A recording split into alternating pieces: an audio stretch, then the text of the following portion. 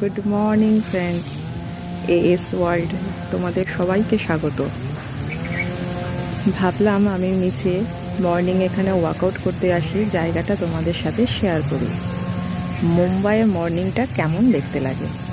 যদিও মর্নিংটা এখানকার লোকেদের শুরু হয় একটু লেটে, আমাদের কলকাতার লোকেদের মতো এত স্টার্ট শুরু হয় না এখানকার মানুষজনদের।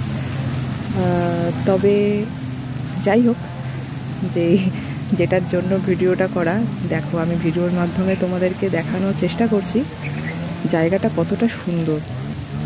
আমি জানি না আমার সাউন্ড ভিডিও কোয়ালিটি ঠিকঠাক আসছে কিনা, আমি দেখাতে পারছি কিনা তোমাদের। অনেক অনেক বড় জায়গাটা, অনেক বড়। দাঁড়াও তোমাদেরকে একটু আমি জুম করে দেখাই।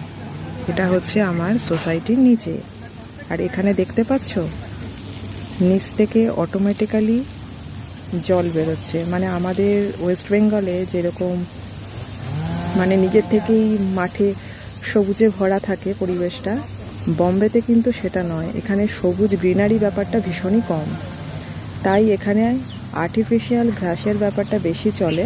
কিন্তু তবুও এখানে যে মানে যেটুকু প্রাকৃতিক বিষয় মানে নিজের থেকেই যেটা গ্রো হয় আর কি প্রাকৃতিক সিস্টেমে, সেই সিস্টেমটাকে ওরা ধরে রাখার জন্য দেখো ওরা অটোমেটিক্যালি নিচ থেকেই ওরা জলের একটা সিস্টেম করেছে, যেটা সুইচটা অন করার সাথে সাথে ওরা নিজেরাই জল দেবে পুরো জায়গাটা।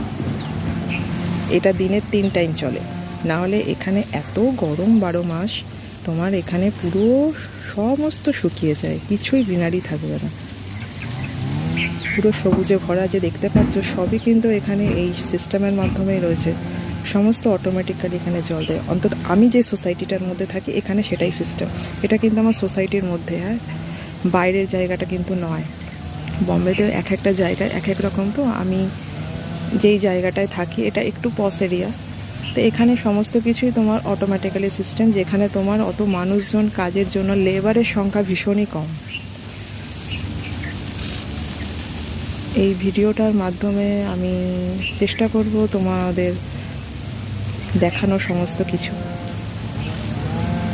দেখো চলো এবার আমি সামনের দিকে এগোই, আমিও হাঁটি, তোমাদেরকেও দেখাই।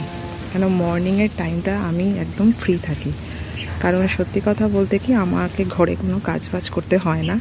আমি ভীষণ বোর ফিল করি, আর এখানে বাংলায় কথা বলার জন্য লোকজন ভীষণই কম। সারাদিন হিন্দি, ইংলিশ আর মারাঠি, এই 3টে ল্যাঙ্গুয়েজই চলে।